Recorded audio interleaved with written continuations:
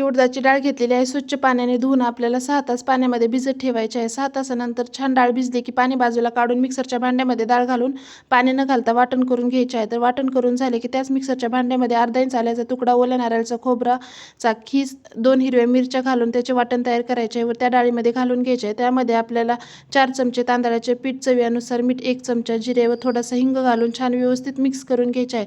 Mix करून झाले की आपल्याला इथे भाजीची पळी घ्यायची आहे. त्याला पाणी लावून आपल्याला ह्या पद्धतीचा मेदूवडा तयार करून घ्यायचा आहे.